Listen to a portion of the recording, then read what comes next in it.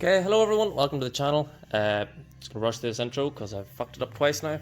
Today we're bleeding the brakes on this MR2, and the method I'm going to show you, you can do on your own, or you can do it with a friend. I'm going to show you it both ways. Much easier and quicker if you have a friend, but very easy and manageable on your own. Just takes a little bit more time. So basically what we're going to do is we're going to pump the pedal till it goes hard. Then we're going to hold it pressed down, as we need a friend to hold the pedal down. If you're on your own like me, I'm just going to use pry bar to pry it down. Keep the pressure on that way. And then we're going to crack open the bleed nipple, and because the pedal is pressed down and it's built pressure, it's going to push the fluid out. It's normal to start to see air, and then hopefully the more you do it, the less air you get till there's none, just fluid. So the first thing we're going to do is check the level of brake fluid in the reservoir and top it up if we need to. So to top it up, take the lid off the reservoir, same as the clutch fluid. This requires .3. As the same, I'm using .4. Listed on the bottle, it does state that it is compatible for applications needing .3. So this will do our job nicely. Always make sure the brake fluid you're using is compatible with the vehicle. And we're going to just fill that on up. Yeah, it's past the max, but we are going to lose some. As long as when you're finished it is below the maximum, you're good to go. Okay, so now in the car, and surprisingly the brake pedal doesn't feel too bad, but it doesn't feel right. So what we're just going to do is we're going to keep pumping that pedal. As I said there, it might not go hard because there is air in the line, but you just keep pumping it all the way to the floor. Do it at least 10 times, maybe 20 times.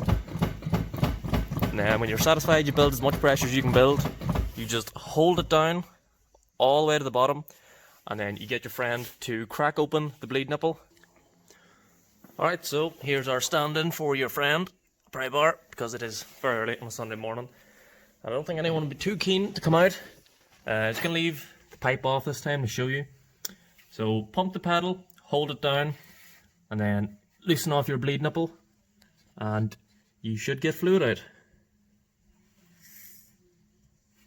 Alright, no fluid yet. I'm not sure if you'll hear that or not, but it was just a hiss. So the pipes are still full of air.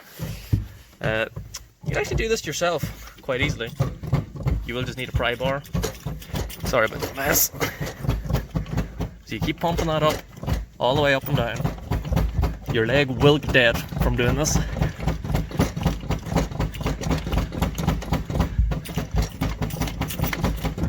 And then, once you're happy that you've pumped it enough, you hold the pedal all the way down.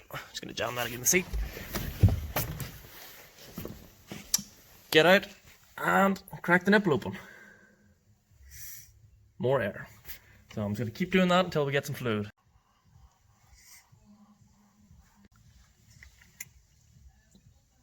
And there is our first bit of fluid. Oh, close it up again. So basically just keep doing that. So there is air coming out now, and now what's going to happen is we're going to get air and fluid, and we're just going to keep going until it's just fluid, no air, no bubbles, just a consistent stream. Keep going till that's happening, then we'll do the other side, and then that's the back's blade. Fronts haven't been off, so they will not need blade, so just keep doing this a minute.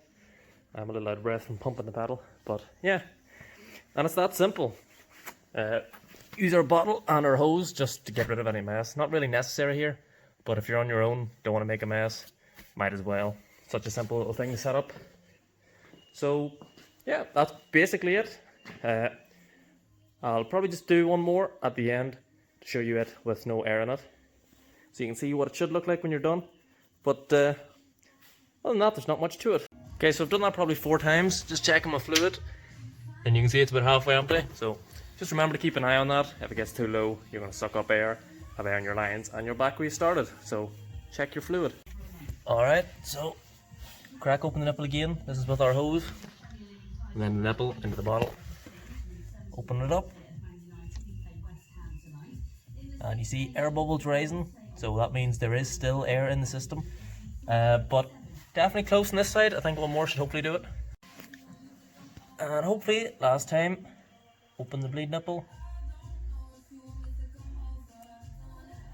And you can see no air. So close that up again. And that is the side blade. I only needed the back two here because I only had the brakes off the back, and because I left the pipe unclamped, all the fluid ran out, so that took a little bit of time and effort, but it wasn't too bad. If you're taking off the calipers, what you can do is clamp the brake line, stop the fluid from running out, and then you still need to bleed it, but it'll be a lot easier. So there you go. That's much easier with 2 people, but easily manageable with 1. And if you have to do all 4 wheels, you always start with the wheel that's furthest away from the reservoir.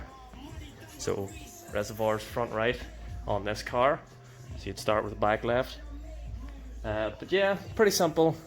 Do it yourself. All you need is an 8mm spanner and a pry bar or a friend. And again, recommended vacuum line and a bottle. Just makes it a lot cleaner, and you can actually catch the fluid and dispose of it properly, because that's not stuff you should be throwing in a river. So just gotta do the other side now, and then I'll be ready for a drive. But that's it for this video. Thanks again for watching. Any comments, suggestions, questions, leave them down below. I'll try and answer all of them.